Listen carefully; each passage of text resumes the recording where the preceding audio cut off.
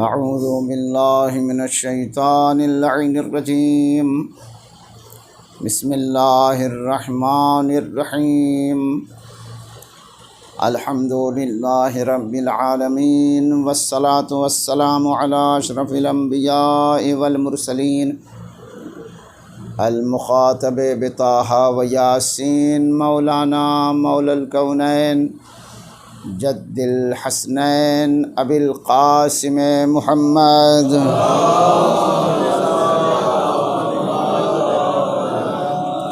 وآلہ الطیبین الطاہرین المعصومین المظلومین ولعنۃ اللہ علی اعدائہم اجمعین من الآن الی قیام یوم الدین اما بعد فقد قال اللہ الحکیم فی القرآن الکریم وقولہ الحق بسم اللہ الرحمن الرحیم انما یرید اللہ لیذہب عنکم الرجس اہل البیت ویطہرکم تطہیرا۔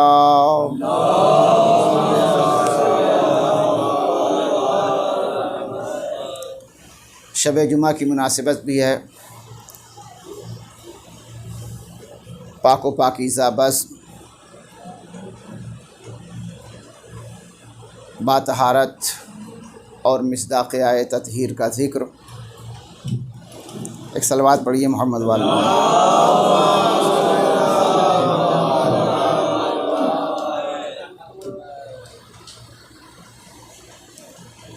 ایک اور صلوات پڑھیں محمد۔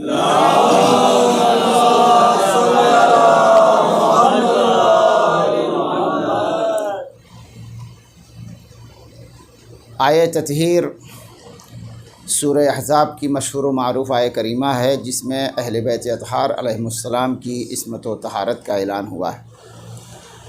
قرآن کریم یوں تو اہل بیت کا قصیدہ پڑھتا ہوا نظر آتا ہے، لیکن کچھ آیتیں ہیں جو کھل کر اہل بیت اطہار علیہم السلام کی شان میں نازل ہوئی، جس میں آیہ مودت ابھی اس سے پہلے مجلس میں آپ نے سنا، اسی طرح سے آیہ تطہیر کہ جس میں لفظ اہل بیت بھی آیا ہے۔ آیہ مودت میں لفظ قربہ آیا، آیہ تطہیر میں لفظ اہل بیت آیا۔ اب اس سے زیادہ کھل کر اور قرآن کیا بیان کرتا؟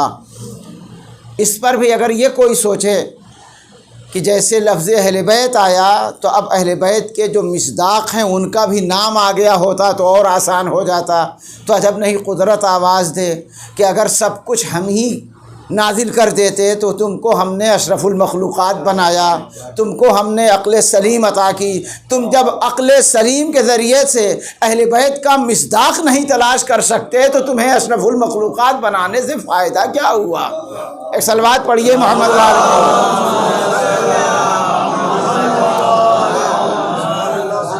بھائی، کچھ تو انسان کو بھی کام کرنا ہے۔ عقل سلیم اللہ نے عطا کیا ہے، اللہ کا ارادہ ہے، اللہ اپنے ارادے کو بیان کر رہا ہے۔ انما یرید اللہ لیذہب عنکم الرجس اہل البیت، اہل بیت اطہار آپ سے رجس کو دور رکھے، ویطہرکم تطہیرا، اور پاک و پاکیزہ رکھے جو پاک رکھنے کا حق ہے۔ یہاں پہ رجس دور نہیں کیا جا رہا ہے۔ بہت سے کچ فہم افراد ہیں کہ جو اس کا ترجمہ کر دیتے ہیں کہ آپ سے رجس کو دور کرے۔ دور وہاں کیا جاتا ہے جہاں پہلے سے موجود ہو، یہاں رجس دور کرنے کی بات نہیں ہے، یہاں دور رکھنے کی بات ہے۔ یہ وہ افراد ہیں کہ جہاں رجس کا وجود پایا ہی نہیں گیا ہے کہ ان سے دور کیا جائے۔ یہ وہ طیب و طاہر افراد ہیں کہ جہاں رجس کا وجود نہیں پایا گیا بلکہ ہمیشہ کے لیے رجس سے انہیں پاک و پاکیزہ رکھا گیا ہے۔ صلوات پڑھیے محمد۔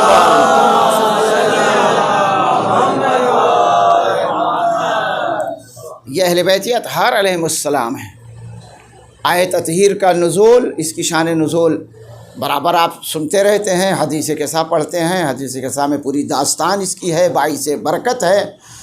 اور باعث برکت ہی نہیں بلکہ صاف لفظوں میں ہے کہ جہاں اس آیت کی تلاوت ہوتی ہے، جہاں اس واقعے کا ذکر ہوتا ہے جس کو حدیث قصہ کہتے ہیں، تو وہاں ملائکہ رحمت نازل ہوتے ہیں۔ کیوں؟ اس لیے کہ پاک و پاکیزہ شخصیتوں کا ذکر ہو رہا ہے۔ تو آیت تطہیر کا نزول کب ہوا؟ جب یہ 5 افراد اکٹھا ہو گئے۔ برابر سنتے رہتے ہیں، نبی آئے اور انہوں نے فرمایا کہ انی لاجد فی بدنی ضعفا، میں اپنے بدن میں ضعف محسوس کر رہا ہوں۔ تو تقاضائے محبت تو یہ ہونا چاہیے کہ اگر ضعف محسوس کر رہے ہیں تو بیٹی جیسے چادر دے رہی ہے، کسی طبیب یا حکیم کا انتظام کروا دے ابو الحسن کے ذریعے سے، کہ فلاں حکیم کو بلا لائیں، فلاں طبیب کو بلا لائیں، میرے بابا بیمار ہیں، میرے بابا ضعف محسوس کر رہے ہیں۔ مگر یہ عجب ضعف ہے، بلکہ پیغمبر ایک وہ داستان عیاں کرنے جا رہے ہیں، ایک اس واقعے کو پیش کرنے جا رہے ہیں کہ جو قیامت تک باقی رہنے والا ہے۔ اور پیغمبر چادر اوڑھ کے لیٹ گئے۔ تھوڑی دیر میں امام حسن علیہ السلام آئے، مادر گرامی کو سلام کیا اور کہا کہ نانا کی خوشبو محسوس کر رہا ہوں۔ آپ ذرا انداز دیکھیں، نانا کی خوشبو محسوس کر رہا ہوں۔ کہا بیٹا بابا آرام کر رہے ہیں۔ امام حسن جب قریب گئے کہا کہ اگر آپ کی اجازت ہو تو میں بھی اس چادر میں آ جاؤں۔ اجازت ملی امام حسن علیہ السلام۔ یہ کیسا ذوف ہے، کیسا ذوف ہے کہ نواسہ چادر میں آ رہا ہے، گویا ذوف دور ہونے کے قریب آ رہا ہے۔ ابھی اور بھی انتظام، دوسرا شہزادہ آیا۔ جو امام حسن نے فرمایا تھا وہی امام حسین علیہ السلام بھی فرما رہے ہیں کہ میں خوشبو محسوس کر رہا ہوں۔ جناب معصوم کونین نے اشارہ کیا کہ بابا لیٹے ہوئے ہیں۔ امام حسین بھی پہنچے اور اسی طرح سے اجازت مانگی، اجازت ملی، چادر میں داخل ہو گئے۔ آگے منزل بڑھی، تھوڑی دیر میں مولا کائنات آ گئے، انہوں نے بھی خوشبو محسوس کی۔ معصوم عالم نے بتایا کہ چادر میں ہیں، وہ بھی پہنچے، اجازت مانگی، چادر میں داخل ہو گئے۔ خود جناب معصوم کونین نے بھی اجازت مانگی، چادر میں داخل ہو گئی۔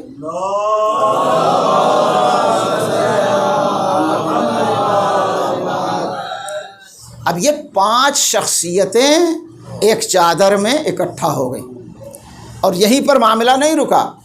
ادھر جبریل نے آواز دی، یا رب ومن تحت الکسا، پروردگارہ اس چادر میں ہیں کون لوگ؟ تو قدرت نے تعارف بھی کرا دیا، ہم فاطمۃ و ابوہا و بعلہا و بنوہا۔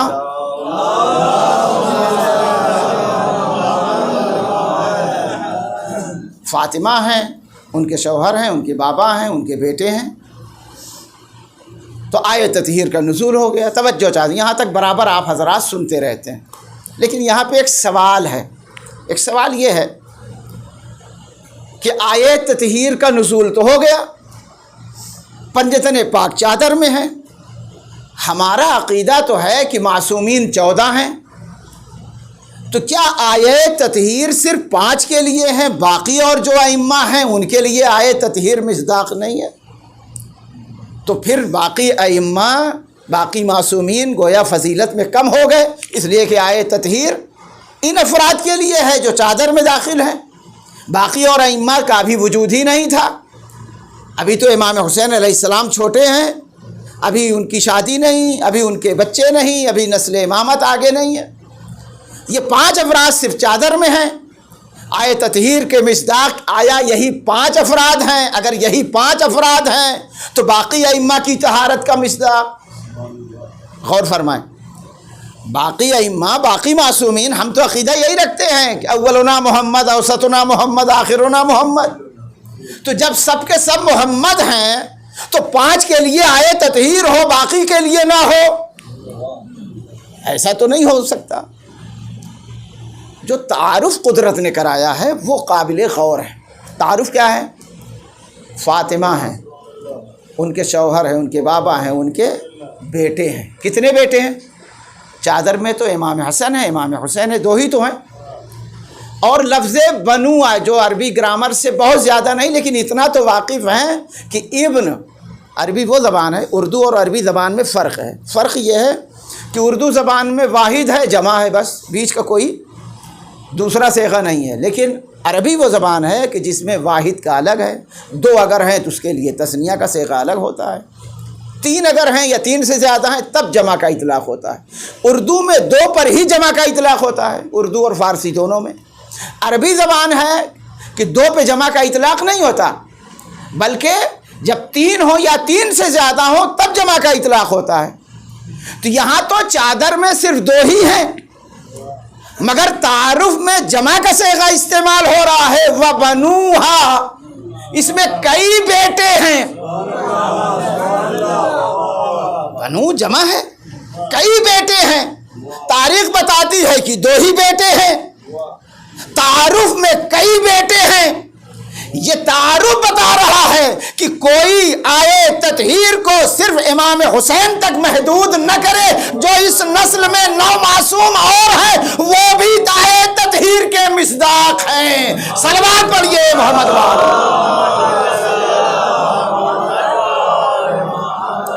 آئے تطہیر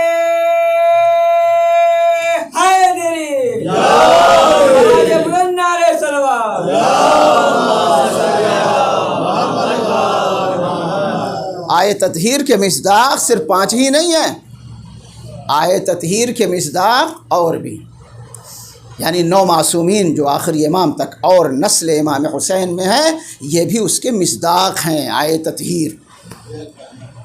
اب سوال یہ پیدا ہوتا ہے کہ جناب معصومہ کونین کی چادر، یہاں تو مشہور تو یہی ہے کہ سر بند کرتی ہیں تو پاؤں کھلتا ہے، پاؤں بند کرتی ہیں تو سر کھلتا ہے، لیکن مدینے کا عجب ماحول ہے، ام سلمہ کے گھر میں عجب،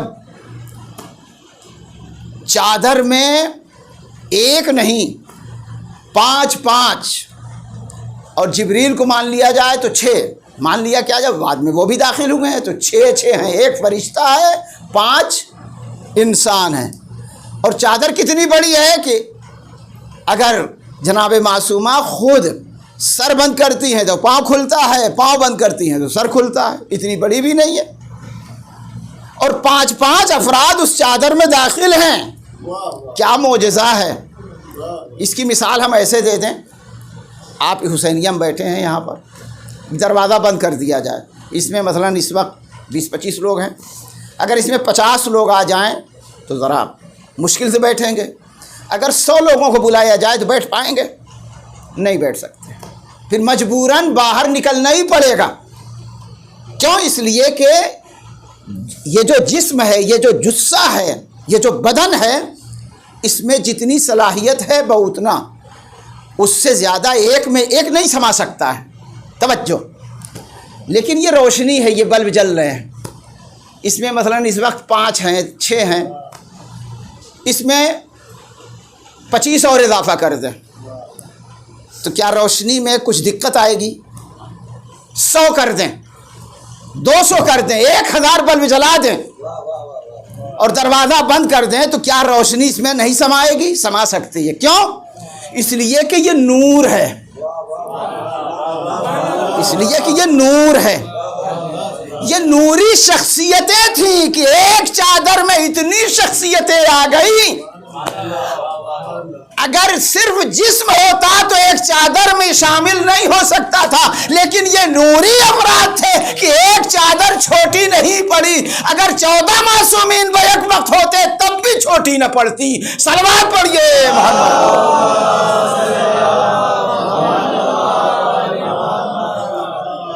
یہ چادر تطہیر ہے، آیے تطہیر ایسے ہی نہیں نازل ہوئی ہے، اس کے مصداق ہر ایک نہیں ہو سکتے۔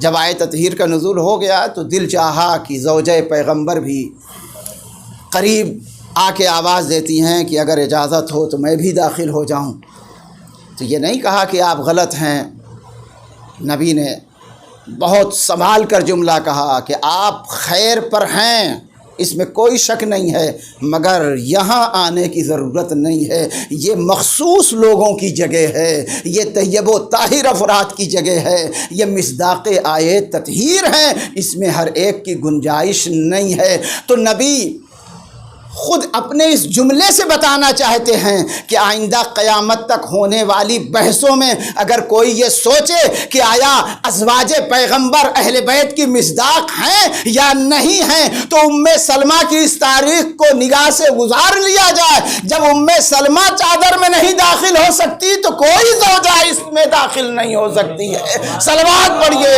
محمد۔ زوجہ مصداق اہل بیت نہیں ہے، یہ طیب و طاہر افراد ہیں، یہ پاک و پاکیزہ افراد ہیں۔ ان کی چادر کا کمال، جناب معصومہ عالم کی چادر کا کمال جانتے ہیں؟ مدینے میں پورا گھرانہ یہودیوں کا 500 تک کے لیے ہے کہ پورا گویا محلہ مدینے کا صرف چادر جناب معصوم کونین کی وجہ سے وہ دائرہ اسلام میں آ گیا، کلمہ پڑھ رہا ہے۔ گھر میں کچھ نہیں ہے، رہن کے طور پر مولا کائنات نے لے جا کے چادر سیدہ کو یہودی کے ہاں رہن رکھ دیا۔ یہ حالات، رات کا سناٹا ہے، سارا مدینہ سو رہا ہے، اور اس یہودی نے دیکھا، اس کی زوجہ نے یا خود اس نے، کہ ایک حجرے سے نور ساطع ہے۔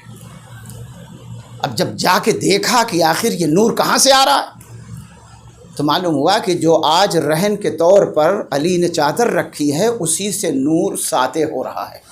اب یہ خبر عام ہوئی، 1 سے 2، 2 سے 4، اور بڑھتے بڑھتے پورا محلہ اکٹھا ہو گیا۔ چادر سیدہ کا یہ معجزہ تھا، اور صرف یہیں پر مسئلہ نہیں رکا ہے، بلکہ سیدہ کی اس چادر کے ذریعے سے وہ یہودی جنہوں نے یہ معجزہ دیکھا، سب نے لا الہ الا اللہ محمد الرسول اللہ کلمہ پڑھتے ہوئے سب مسلمان ہو گئے۔ یہ چادر حضرت زہرا کا کمال ہے۔ عزیزو، جس سر سے چادر متمسک ہو جائے، جس جسم سے ایک کپڑا متمسک ہو جائے، تو اس کے اندر اتنا کمال آ جائے کہ یہودی کلمہ پڑھتے ہوئے نظر آئیں، تو خود ان ذوات مقدسہ میں کتنا کمال پایا جائے گا۔ صلوات پڑھیے محمد۔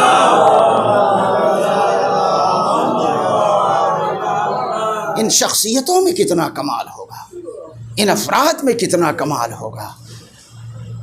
یہ طیب و طاہر افراد ہیں۔ دیکھیے، جب طہارت کی گفتگو ہوتی ہے تو 2 چیزیں آتی ہیں۔ ایک چیز ہوتی ہے کہ خود پاک، ایک چیز ہے کہ خود پاک ہے اور دوسرے کو پاک کرنے کی صلاحیت بھی ہے، اور ایک وہ ہے کہ خود پاک ہے مگر دوسرے کو پاک نہیں کر سکتا۔ مثلاً شربت خود پاک ہے، مگر ابھی کہیں پر خون کی چھیٹ پڑی ہو، آپ سوچیں کہ لاؤ ایک جگ شربت سے ہم اس کو پاک کرنے نہیں کر سکتے۔ صاف کر سکتے ہیں مگر پاک نہیں کر سکتے۔ پاک کرنا آسان ہے، صاف کرنا آسان ہے، مگر پاک اس سے نہیں کر سکتے۔ اس کے برخلاف پانی، جس میں کچھ نہیں ملا ہے لیکن وہ خود پاک بھی ہے، پاک کرنے کی صلاحیت بھی رکھتا ہے۔ وہ بھی پانی کون سا؟ جسے آب خالص کہا جاتا ہے۔ آب خالص اور آب مضاف یہ 2 شرعی اصطلاحیں ہیں۔ آب مضاف یعنی اس پانی میں کہ جس میں ملاوٹ ہو، خالص نہ ہو۔ آب خالص جو بغیر ملاوٹ کے۔ ملاوٹ والا جو آب مضاف ہے خود پاک ہے مگر پاک کرنے کی صلاحیت نہیں رکھتا۔ آب خالص خود بھی پاک ہے، دوسرے کو پاک کرنے کی صلاحیت بھی رکھتا ہے۔ اسی طرح سے ہم وہ ہیں، عام انسان وہ، عام مسلمان وہ ہے کہ خود پاک ہے مگر دوسرے کو پاک کرنے کی صلاحیت نہیں رکھتا، مگر اہل بیت اطہار علیہم السلام وہ ہیں کہ خود بھی پاک ہیں، جس دل میں ان کی محبت پہنچ جائے وہ بھی پاک ہو جاتا ہے۔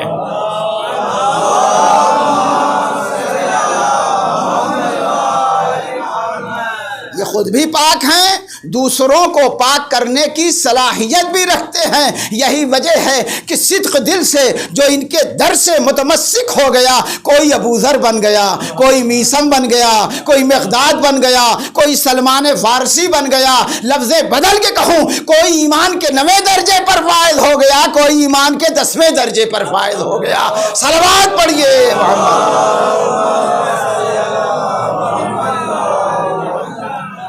ان کی محبت جس دل میں آ جائے، ان کی معرفت جس دل میں حاصل ہو جائے، پھر وہ انسان باکمال ہے۔ معرفت اہل بیت کی بنیاد پر انسان اس دنیا میں کامیاب، اور صرف یہی نہیں، آپ دیکھیں تاریخ اسلام گواہ ہے کہ اہل بیت کے در سے جو متمسک ہوا اسے کامیابی ملی، اور جو اہل بیت کے در سے دور ہوا وہ ناکام ہوتا چلا گیا۔ یہاں تک کہ روایت میں ہے کہ جناب معصومہ عالم دنیا سے رخصت ہو گئیں، اور مادر حضرت عباس یعنی جناب فاطمہ کلابیہ کے ساتھ مولا کائنات کا عقد ہوا۔ ماں کا کردار جتنا پاک و پاکیزہ ہوتا ہے، اولاد کے اندر ماں کے کردار کے صفات بھی قائم ہوتے ہیں۔ اسی لیے تربیت اولاد میں ماں کا کردار بہت اہم مانا جاتا ہے۔ شیر کا اثر ایسے ہی نہیں کہا گیا ہے، شیر کا اثر ہے، یقیناً ہے۔ اگر پاک و پاکیزہ غذا دی جائے تو اس کے اثرات مرتب ہوتے ہیں۔ بات آ گئی ہے، وہ واقعہ گزشتہ دور کے نہیں، دور حاضر کا، آج سے تقریباً 20-25 سال پہلے کی گفتگو ہے۔ واقعہ ہے کہ جس وقت محمد حسین طباطبائی جو ایران کا ایک بچہ تھا، اب تو جوان ہے، اس نے جب موضوعاتی اعتبار سے قرآن کو حفظ کیا ہے، موضوع کے اعتبار سے کسی بھی موضوع پہ سوال ہوتا تھا وہ جواب دیتا تھا۔ سعودی عرب میں حج کے موقع پر جب کانفرنس ہوئی اور اس کانفرنس میں اس بچے کو بلایا گیا، محمد حسین طباطبائی وہاں گئے اور شہزادہ عرب نے سوالات کیے، اور وہ سوالات کے تمام جواب موضوعاتی اعتبار سے قرآن سے وہ دیتے رہے۔ آخر میں شہزادہ عرب کو کہنا پڑا کہ عالم اسلام کے لیے، ملت اسلامیہ کے لیے یہ بچہ لائق افتخار ہے، اور مخاطب ہوا، کہا کہ میں تجھے کچھ انعام دینا چاہتا ہوں۔ جیسے ہی کہا کہ اے محمد حسین میں آپ کو انعام دینا چاہتا ہوں، تو محمد حسین طباطبائی نے کہا کہ اگر تم مجھے انعام دینا چاہتے ہو قل لا اسألکم علیہ اجرا الا المودۃ فی القربى، یعنی اگر تم مجھ کو انعام دینا چاہتے ہو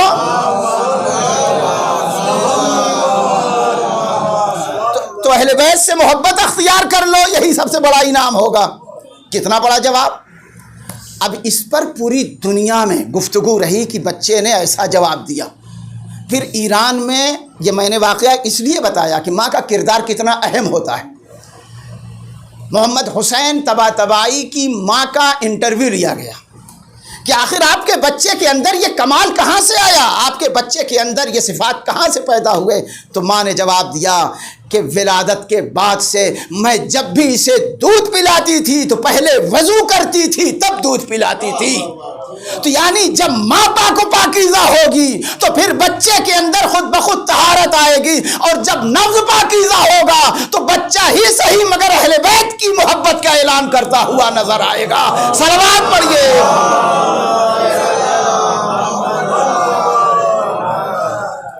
یہ جو رشتوں میں اور شادیوں میں شریعت کا حکم ہے کہ اچھا گھرانہ تلاش کرو، تو اچھا گھرانہ کا مطلب نہیں کہ مالدار گھرانہ تلاش کرو، پاک و پاکیزہ گھرانہ، دیندار گھرانہ تلاش کرو۔ مولا کائنات سے زیادہ کس کو معلوم تھا؟ کیوں جناب عقیل سے کہہ رہے تھے کہ کوئی ہمیں گھرانہ ایسا بتائیے، چونکہ نصاب مانے جاتے تھے جناب عقیل، ایسا گھرانہ بتائیے کہ جہاں ہم عقد کریں، جہاں شادی کریں اور پھر ایک با وفا بیٹا پیدا ہو۔ یعنی مولا بتانا چاہتے ہیں کہ اگر ماں کی کردار میں وفاداری ہوگی تب بچے کے اندر کردار اچھا ہوگا، لیکن اگر ماں کے اندر کمال نہیں ہوگا تو پھر اولاد کے اندر کمال نہیں ہوگا۔ یہاں تک کہ جناب ام البنین آ گئیں کہاں؟ مولا کائنات کے گھر میں، اور کیسی باوفا خاتون ہیں یہ آپ اندازہ لگائیں۔ جناب ام البنین کی وفاداری، جناب ام البنین اہل بیت سے کتنی معرفت اور محبت رکھتی تھی، ایک جملہ کافی ہے کہ ام البنین عقد کے بعد جب مولا کائنات کے گھر میں آئی ہیں تو امام حسن اور امام حسین کے قریب ایک جملہ فرمایا کہ شہزادو، میں اس گھر میں آپ کی ماں بن کر نہیں آئی ہوں بلکہ آپ کی کنیز بن کر آئی ہوں۔ بس یہی ایک جملہ کافی ہے کہ جس ماں کے اندر ایسا کردار ہو تو پھر اس بیٹے کے اندر کتنا کردار بہترین ہوگا کہ آخری لمحے تک وفاداری کا ثبوت دے گا، آخری لمحے تک محبت کا ثبوت دے گا۔ عزیزان محترم، مولا کائنات نے واقعاً دعا کی ہے، تمنا کی ہے، عباس کو کربلا کے لیے مانگا ہے خدا سے۔ یہی وجہ 40 ہجری میں جب ضربت لگی مولا کی اور آہستہ آہستہ وہ موقع آیا کہ مولا وصیتیں سب کو کر رہے ہیں اور سب سمجھ گئے زہر پھیل چکا ہے اور مولا کائنات اب دنیا سے رخصت ہونے والے، پورے گھر کو امام حسن کے حوالے کیا، چونکہ یہ امام حسن سب سے بڑے تھے، امام وقت ہے، آئندہ امام ہیں، دوسرے امام ہیں۔ ام البنین کی نگاہ نے دیکھا کہ میرا بیٹا عباس ایک گوشے میں رو رہا ہے۔ ام البنین قریب گئی، دیکھا میرا لال گریہ کر رہا ہے، کہا بیٹا ابھی میں زندہ ہوں، میری زندگی میں تم کیوں رو رہے ہو؟ تو مولا عباس نے فرمایا کہ مادر گرامی، میں دیکھ رہا تھا بابا نے سب کو بھیا حسن کے حوالے کیا، بابا نے میرے بارے میں کچھ کہا ہی نہیں، کہیں ایسا تو نہیں ہے کہ بابا مجھ سے راضی نہ ہو؟ آخر وجہ کیا ہے کہ بابا نے میرے بارے میں کچھ نہیں کہا؟ ام البنین نے بازو پکڑا، عباس کو لیے ہوئے مولا کائنات کے قریب آ گئیں، آواز دی میرے والی و وارث، ایک سوال ہے، میرا عباس گریہ کناں ہے، آپ نے سب کو بھیا بیٹا حسن کے حوالے کیا، میرے عباس کے لیے آپ نے کچھ نہیں کہا، کہیں کوئی ناراضگی تو نہیں ہے؟ میرا عباس گریہ کر رہا ہے، میرا عباس رو رہا ہے، مولا کائنات کی نگاہوں میں کربلا کا منظر آ گیا ہوگا۔ اب علی نے حسن کو نہ بلایا بلکہ امام حسین کو بلایا، عباس کے بازو کو قریب کیا اور امام حسین کے حوالے کیا اور آواز دی میرے لال عباس، جب تک تمہارے یہ بازو سلامت رہے میرے لال حسین کی حفاظت کرنا، میرے لال حسین کی حفاظت کرنا جب تک یہ بازو سلامت رہے۔ حقیقتاً مولا عباس نے جو وفاداری کا ثبوت دیا ہے وہ دنیا میں ایسا بھائی نہیں ملا، اور بھائی کیا، جب تک زندہ رہے بھائی نہیں کہا، آقا ہی کہتے رہے، اس سے بڑی اور وفاداری کیا۔ جزاکم ربکم، خدا آپ کو سوائے غم آل محمد کے کسی غم میں نہ رلائے۔ بنی ہاشم میں زبردست شجاعت رکھنے والے افراد موجود تھے، یہ تو مصلحت پروردگار ہے کہ یہ جو شجاع ترین افراد تھے بنی ہاشم کے وہ کربلا میں بیک وقت موجود ہی نہیں تھے۔ اس گھرانے میں 3 افراد کے لیے کہا جاتا ہے کہ بہت شجاع تھے، جس میں حضرت محمد حنفیہ ہیں۔